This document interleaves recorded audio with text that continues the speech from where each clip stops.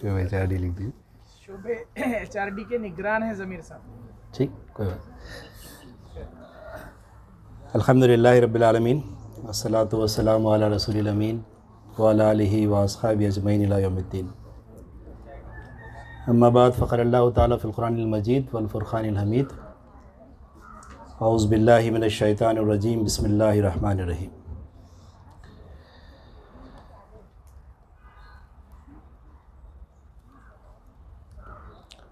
قل ما اسألوکم علیہ من اجر وما انا من المتکلفین. صدق اللہ مولانا العظیم. رب اشرح لی صدری ویسر لی امری واحلل عقدۃ من لسانی یفقہوا قولی. مثالی اجتماعیت کے عنوان سے چند گزارشات آپ لوگوں کے سامنے رکھنی ہیں.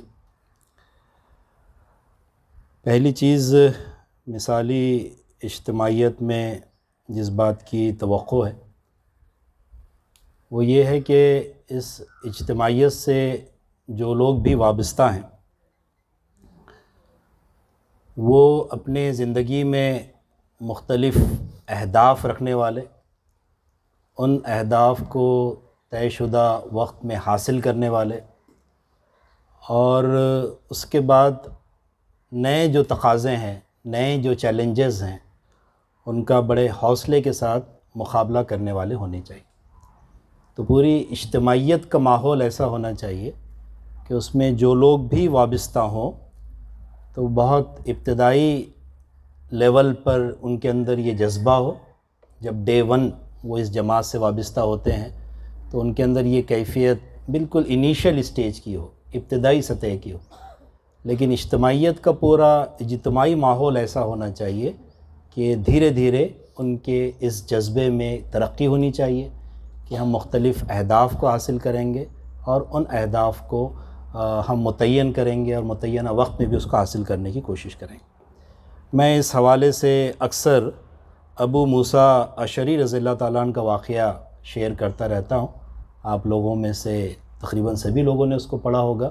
بس اس کا حوالہ دیتے ہوئے آگے بڑھوں کہ جب نبی کریم صلی اللہ علیہ وسلم نے بہت ہی مختصر خطبہ دیا اور جس میں آپ نے چند لوگوں کو پسند کیا، چند لوگوں کی کیفیات کو، اور چند لوگوں کی کیفیات سے ناراضگی کا اظہار کیا، اور اس کے بعد اس بات کا بھی اظہار کیا کہ اگر ان لوگوں نے اپنے اس رویے کی اصلاح نہیں کی تو پھر میں انہیں دنیا میں ہی سزا دوں گا. بڑی طویل وہ حدیث ہے، آپ ایک مرتبہ پھر اس کا مطالعہ کریں.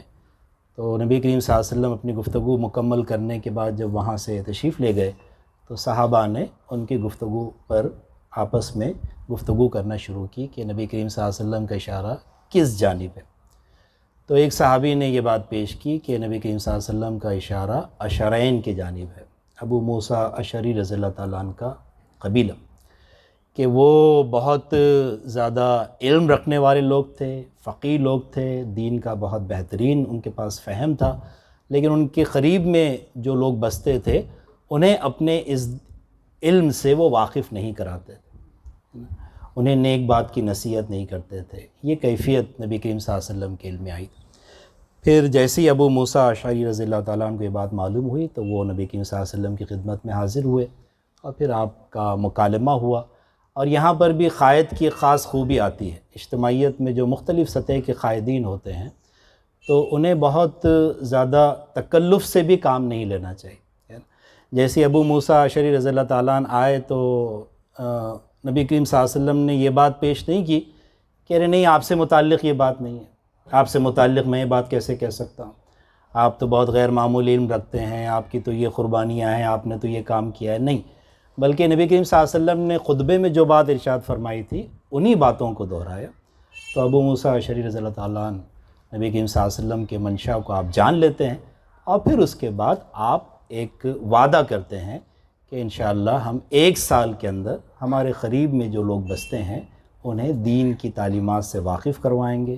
فہم دین جو اللہ رب العزت نے ہمیں عطا کیا ہے ہم ان تک پہنچانے کی کوشش کریں. تو مثالی اجتماعیت کی یہ میرے نزدیک پہلی خوبی ہونی چاہیے. بہت کلیئر کٹ ہمارے پاس اہداف ہونے چاہیے کہ ہم کیا کریں گے اور ان اہداف کو حاصل کرنے کی ہمیں کوشش کرنی چاہیے، اور بہت ہی کیلکولیٹڈ ٹائم کے اندر بھی ہونا چاہیے کسی کام کو کرنے کے لیے 1 سال لگتا ہے، کسی کام کو کرنے کے لیے 5 سال لگتے ہیں، کسی کام کو کرنے کے لیے 10 سال لگتے ہیں، تو ہم اپنے ویژن کو جو سیٹ کیا ہے ہم نے اپنی اجتماعیت کے بارے میں، اس کو سامنے رکھتے ہوئے اس کے لیے ایک ٹائم باؤنڈ سرگرمیاں کرنے والے ہونے چاہیے۔ یہ پہلی چیز ہے جو اس موقع پر میں آپ لوگوں کے سامنے رکھنا چاہ رہا ہوں۔ دوسری چیز یہ ہے کہ جو لوگ بھی اس کے ساتھ وابستہ ہوں تو ان کے اندر خلوص و للہیت کی کیفیت بہت زبردست ہونی چاہیے۔ تو ایک بات تو میں نے آپ کے سامنے رکھی کہ عالمانہ منصوبہ بندی ہونی چاہیے، پہلی چیز، اور دوسری چیز مخلصانہ بندگی ہونی چاہیے، مخلصانہ بندگی۔ اللہ رب العزت کے ساتھ ہمارا جو تعلق ہونا چاہیے اس میں دنیا کی کوئی غرض شامل نہیں ہونی چاہیے، کوئی غرض شامل نہیں ہونی چاہیے۔ جو لوگ ہمیں دیکھ رہے ہیں، جو لوگ ہمارا مشاہدہ کر رہے ہیں، ہماری سرگرمیوں کا مشاہدہ کر رہے ہیں، ہمارے مختلف ایکٹیویٹیز کا مشاہدہ کر رہے ہیں، وہ بھی اس بات کی گواہی دے کہ یہ ہم سے کوئی اجر نہیں چاہتے، بہت بے غرض یہ لوگ ہیں۔ ابھی میں نے آپ کے سامنے جس آیت کی تلاوت کی، یہ سورہ صاد کی آیت نمبر 86، اس میں نبی کریم صلی اللہ علیہ وسلم سے مخاطبت ہے۔ اللہ رب العزت کا ارشاد ہے کہ نبی کریم صلی اللہ علیہ وسلم ان سے کہہ دو کہ میں اس تبلیغ پر تم سے کوئی اجر نہیں مانگتا، اور نہ میں بناوٹی لوگوں میں سے ہوں، کوئی تصنع نہیں، کوئی کاسمیٹک گیسچر نہیں۔ ہمارے قلب اور ہماری زبان کے اندر ایک ہم آہنگی اور مطابقت ہونی چاہیے، یہ بہت ضروری ہے۔ ہم سورہ یاسین کا مطالعہ کریں تو وہاں پر جو شخص دوڑتا ہوا آتا ہے تو وہ ان رسولوں کے بارے میں جو گواہی دیتا ہے وہ گواہی یہی ہوتی کہ یہ لوگ تم سے کوئی اجر نہیں چاہتے، اس لیے ان کی بات کو مان لو۔ تو مخلصانہ بندگی یہ ان وابستگان کا ایک اہم وصف ہونا چاہیے۔ تیسری چیز جو اس موقع پر میں آپ لوگوں کے سامنے رکھنا چاہتا ہوں وہ یہ کہ ہر وہ چیز جو اس تحریک کے لیے نقصان دہ ہو اس سے اپنے آپ کو بچانے کی کوشش کرنی چاہیے، اس سے اپنے آپ کو بچانے کی کوشش۔ ہمارے جو ایفرٹس لگ رہے ہیں، ہمارے جو وسائل خرچ ہو رہے ہیں، تو ان وسائل سے جو امپیکٹ اور اثر ہم حاصل کرنا چاہتے ہیں وہ حاصل ہو رہا ہے یا نہیں ہو رہا ہے، اس کو چیک کرنے کی ضرورت ہے۔ صرف سرگرمیوں پہ سرگرمیاں ہونے کے بجائے مدبرانہ سرگرمی ہونی چاہیے، یعنی ہماری ہر سرگرمی پورے معاشرے کے اوپر اور انسانی سماج کے اوپر ایک امپیکٹ کریٹ کرنے والی ہونی چاہیے۔ وہ اجتماعیت ہمارے نزدیک ایک بڑی ہی مثالی اجتماعیت ہے۔ جیسے مثال کے طور ہم اپنے دستور کا مطالعہ کریں تو رکن جماعت کی جو 8 ذمہ داریاں ہیں اس میں 8ویں ذمہ داری یہ ہے کہ ہم نے جس عقیدے کو اور نصب العین کو ایکسیپٹ کر لیا ہے رکن بنتے وقت، اس عقیدے اور اس نصب العین کی دعوت بندگان خدا کو دینی، یعنی ہم کو مکالمہ کرنا ہے، ڈائیلاگ کرنا ہے، اور یہ جو دعوت ہم کو دینی ہے تو یہ دعوت کچھ اس طریقے سے دینی ہے کہ یا تو وہ اس سے اتفاق کرے گا اور یا تو وہ اس سے اختلاف کرے گا۔ یہ بھی ممکن ہے کہ کچھ لوگ نہ اتفاق کریں نہ اختلاف، جیسے دعوتی کاموں میں یہ مشاہدہ عام طور پر ہمارے سامنے آتا ہے کہ جب ہم یہاں کے برادران وطن کے سامنے اپنے اسلام کی دعوت کو پیش کرتے ہیں تو ہم کتنی بھی اچھی طریقے سے توحید کی دعوت، رسالت کی دعوت، آخرت کی دعوت پیش کر لیں تو وہ جو سرو دھرم سمبھو کی ایک سوچ ان کے ذہن پر حاوی ہوتی ہے تو آخری میں وہ خلاصہ اسی طریقے سے رکھ دیتے ہیں کہ آج کے اس جلسے میں بھی یہ سرو دھرم سمبھو کی ایک کیفیت ہمیں محسوس ہوئی، بہت اچھے جلسے ہیں، ایسے جلسے بار بار ہوتے رہنے چاہیے، اس دنیا کو بنانے والا ایک ہی ہے نا، اور ہم بھی یہی کہتے ہیں کہ وہ ایک ہی ہے، لیکن وہ ہماری اس بات کو تسلیم شاید نہیں کرنا چاہتے یا ہماری بات کو وہ سمجھ نہیں پاتے۔ دونوں میں سے کوئی ایک بات ہوگی کہ ہم یہ نہیں کہہ رہے ہیں صرف کہ اس دنیا کو بنانے والا ایک ہے، پورے انسانوں کا رب ایک ہے، بلکہ ہم اس سے ایک اسٹیپ آگے جا کر یہ کہہ رہے ہیں کہ اس کے سوا کوئی الہ نہیں ہے، اس کے سوا کوئی معبود نہیں ہے۔ تو جن لوگوں کو لوگوں نے معبود بنا لیا ہے وہ تمام شکلیں رد کرنے کے قابل ہیں، ہے نا؟ تو شرک کا ابطال، یہ کنسپٹ جب تک ہم پیش نہیں کرتے ہیں تب تک توحید کی دعوت مکمل نہیں ہوتی۔ توحید کی دعوت صرف یہ کہنے سے مکمل نہیں ہوتی کہ تمام انسانوں کو پیدا کرنے والا ایک ہے، ہر انسان آدم علیہ السلام کی اولاد ہے، یہ تو اس کا ایک حصہ ہے، یہ ضرور پیش کیا جانا چاہیے۔ ایک اسٹیپ آگے بڑھ کر بہت دلنشیں انداز میں، وکیل کا انداز نہ ہو، اکلا کا انداز نہ ہو، ہے نا، اپنی علمی فوقیت کو ظاہر کرنے والا انداز نہ ہو، اس کی چھاپ چھوڑنے والا انداز نہ ہو، بلکہ ان کے دلوں سے ہم گفتگو کریں اور ان کے دلوں میں نرمی اور گداز پیدا کرنے کی کوشش کریں، استدلال کی قوت سے اس بات کو ہم پیش کریں، لیکن بات یہ پیش کریں کہ ہم یہ بات پیش کر رہے ہیں کہ اس کے سوا کوئی الہ نہیں ہے، اس کے سوا کوئی معبود نہیں۔ تو میں جو بات آپ کے سامنے رکھنا چاہ رہا تھا وہ یہ کہ دستور بھی ہم سے اس بات کا تقاضا کرتا ہے کہ ہم جب ان انسانوں کے درمیان، صرف مسلمانوں کے درمیان نہیں بلکہ پورے انسانوں کے درمیان ہم کو یہ کام کرنا ہے، تو جب ہم کام کریں گے تو جو لوگ اس سے اتفاق کریں گے ان کو ہماری اجتماعی جدوجہد میں بھی شامل کرنا ہے۔ یہ امپورٹنٹ پارٹ، صرف چیزوں کا جان لینا، مان لینا اور اس کا تذکرہ کرنا کافی نہیں، بلکہ اس اجتماعیت کا حصہ بننا، یا تو والنٹیئر بننا، یا تو کارکن بننا، یا آگے بڑھ کر اپنی تربیت کے مختلف مراحل طے کرتے ہوئے رکن بننا، یہ بہت ضروری۔ تو یہ ہے ہماری آئیڈیالوجی کو پروموٹ کرنے کا ایک امپیکٹ، یہ ایکسپیکٹڈ۔ اب اس کے لیے ہم نے مختلف ذرائع اختیار کیے ہیں۔ ہم نے جو ذرائع اختیار کیے ہیں اس میں سب سے آسان ذریعہ کیا ہے اپنی اس دعوت کو عام کرنے کا؟ کیا ہے سب سے آسان ذریعہ؟ تقاریر، ہے نا، اجتماعات، جلسے عام، ہے نا، اور اس کے ذریعے سے ہم یہ سمجھتے ہیں کہ ہمارا جو پیغام ہے وہ عام ہو رہا ہے نا۔ یقیناً نبی کریم صلی اللہ علیہ وسلم نے بہت جامع خطبے دیے ہیں، بہت تاریخی خطبے دیے ہیں، ہے نا۔ خطبہ حجۃ الوداع تو بہت زبردست خطبہ ہے، جس نے ہیومن چارٹر کیا ہوتا ہے ہیومن رائٹس کا وہ پورا ڈیسائیڈ کر کے دیا ہے، اور وہ بھی بہت مختصر ہے، بہت ہی کم وقت میں دیا ہوا ایک خطبہ ہے جس کو ڈیلیور کیا گیا، لیکن یہ کافی نہیں ہے۔ تو میں یہ سمجھتا ہوں، میرا یہ احساس ہے، کہاں تک درست ہے آپ اس پر غور کریں، کہ ہم کو اس کیفیت سے اب باہر آنا ہوگا جس کیفیت کو میں نے نام دیا ہے تقریر کی ساحری۔ اس سے باہر آنا ہوگا، اس سے باہر آنا۔ تقاریر کی اپنی جگہ پر ضرورت ہے، لیکن ہمیں مکالمے کے اسٹیج پر آنا ہوگا کہ ہم جس بات کو لوگوں کے سامنے پیش کر رہے ہیں وہ اس کو ریسیو کر رہے ہیں یا نہیں کر رہے ہیں، وہ ہمارے آئیڈیا سے اتفاق کر رہے ہیں یا اختلاف کر رہے ہیں۔ ان چیزوں کو پرکھنا اور سمجھنا بہت ضروری ہے۔ تو جو کچھ بھی سرگرمیاں ہم کریں گے وہ کتنی امپیکٹ فل ہو رہی ہے، اس کو جانچ لینا ایک مثالی اجتماعیت کی کئی جہتوں میں سے ایک جہت۔ مثالی اجتماعیت وہ ہے جو اپنی سرگرمیوں کے امپیکٹ کو چیک کرنے کی کوشش کرتی ہے کہ ہماری اس سرگرمی کا امپیکٹ کیا ہوا ہے۔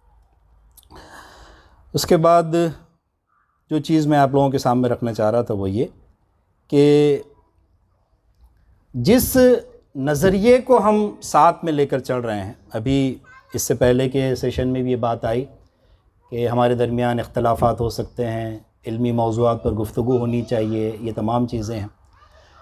تو آپ محسوس کریں گے کہ ہم جس نظریے کے ساتھ اس اجتماعیت کو چلا رہے ہیں اس کے نظریے کا تقاضا یہ ہے کہ ہماری صفوں میں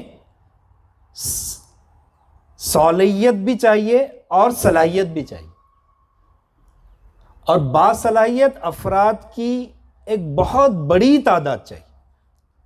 باصلاحیت افراد کے ساتھ کنیکٹ ہونا، تعلق قائم کرنا، یہ بہت ضروری، یہ بہت ضروری۔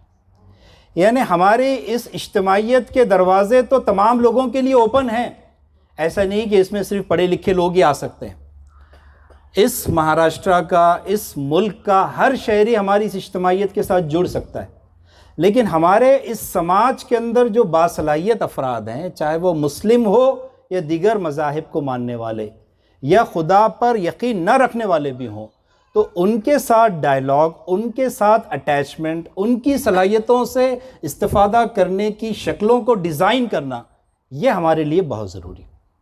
تو ہمارے مثالی اجتماعیت کا جو اجتماعی ماحول ہونا چاہیے وہ صلاحیت افزا ہونا چاہیے، یعنی وہاں پر لوگوں کی صلاحیتیں دبنی نہیں چاہیے بلکہ ان کی صلاحیتوں میں ارتقاء ہوتے رہنا چاہیے۔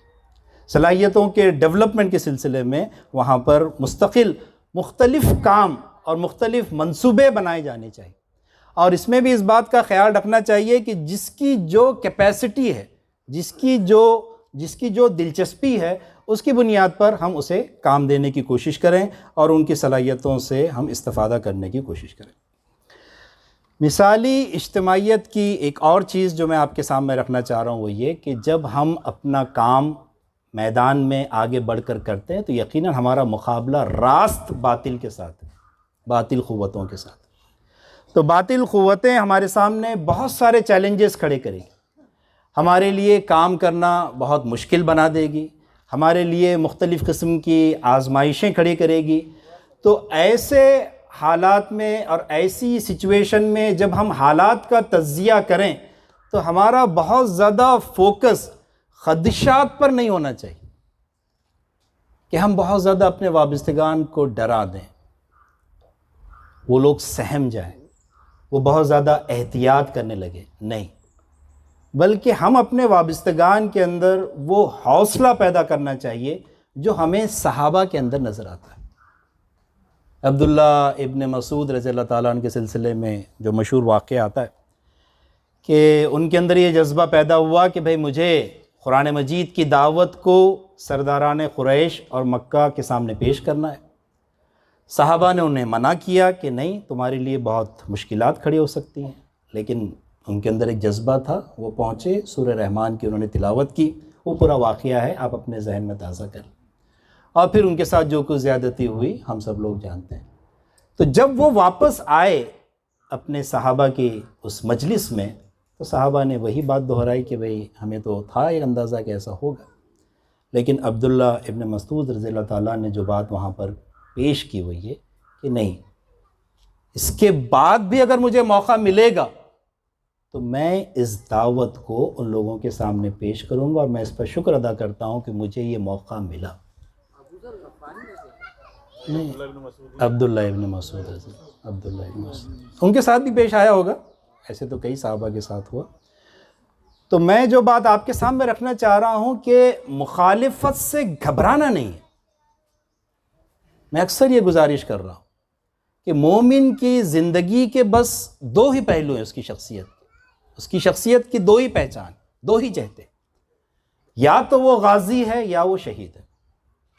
غازی اس لحاظ سے ہے کہ اس نے اہداف متعین کیے ہیں اور ایک ایک ہدف کو حاصل کرتا جا رہا ہے اور غازی کہلا رہا ہے، اور اگر اہداف کو حاصل کرنے میں ایک جنکچر ایسا آتا ہے کہ جہاں اسے مختلف قربانیاں پیش کرنی ہے، اور قربانی کی ایک بہت بڑی جو مثال سمجھی جا سکتی ہے کہ اپنی جان قربان کرنی ہے، تو وہ بے جھجک اپنی جان بھی قربان کرنے کے لیے تیار ہے۔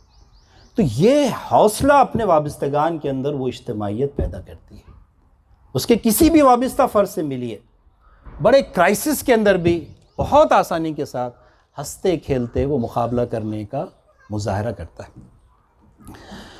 پھر اس کے بعد، اور میں حالات کے حوالے سے کہتا بھی ہوں کہ موجودہ حالات ڈرنے کے لیے نہیں ہیں بلکہ کچھ خیر کا کام کرنے کے لیے۔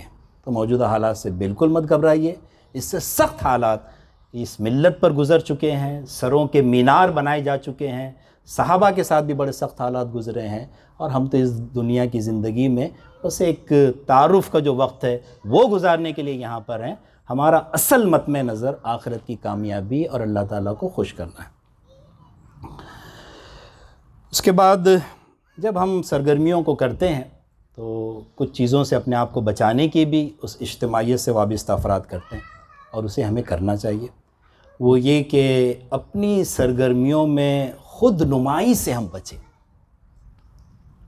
یہ ایک ایسا میٹھا زہر ہے، سائنائڈ بہت میٹھا زہر ہے بولتے ہیں نا لوگ، اتنا میٹھا زہر ہے کہ ہمیں محسوس بھی نہیں ہوتا ہے کہ ہم کب اس کا شکار ہو رہے ہیں۔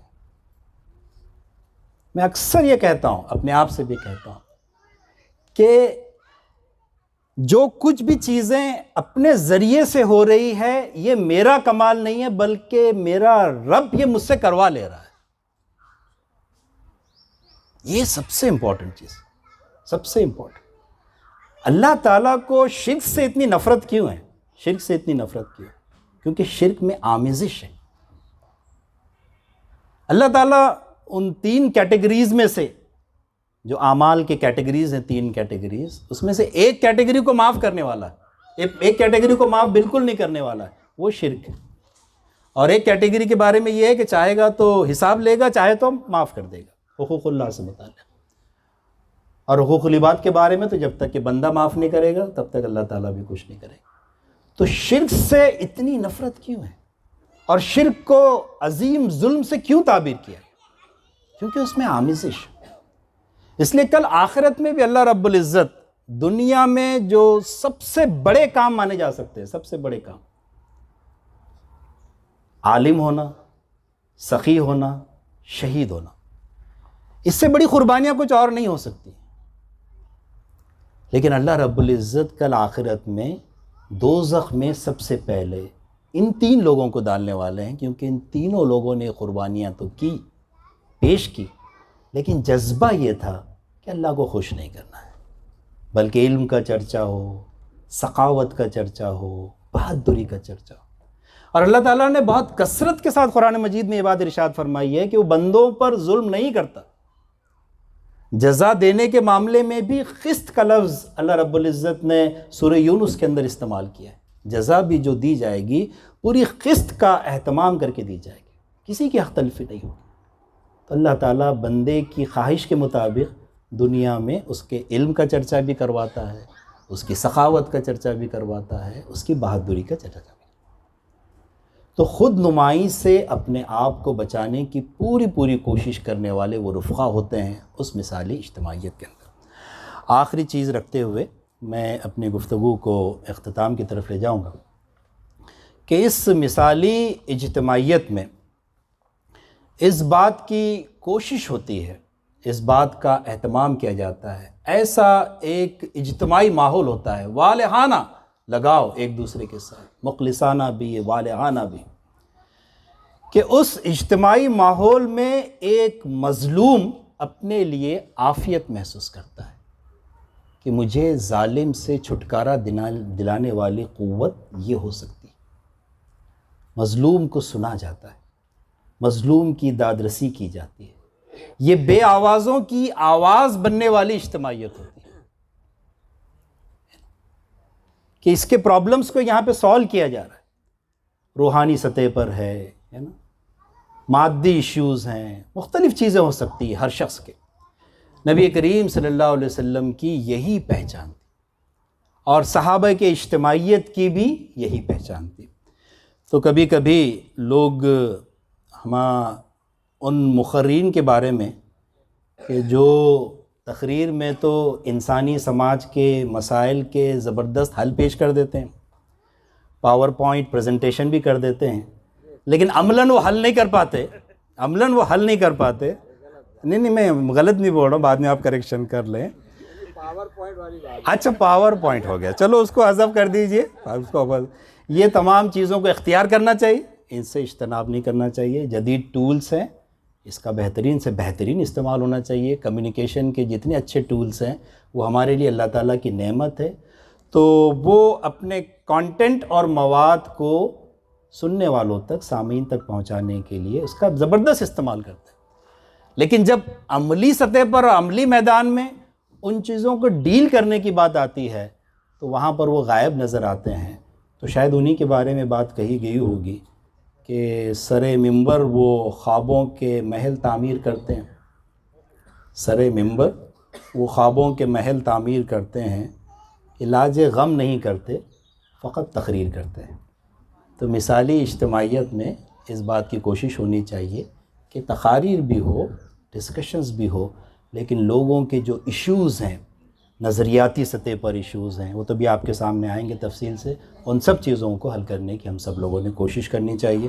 اللہ تعالی ہمیں ہماری جماعت کو ایک مثالی اجتماعیت بنانے میں اہم رول ادا کرنے والا بنائے اور ہماری کوششوں کو کل آخرت میں شرف قبولیت عطا فرمائے. سبحان ربک رب العزت عما یصفون والسلام علی المرسلین والحمد للہ رب العالمین. جزاک اللہ خیر. جزاک اللہ خیر. ابھی ہم آگے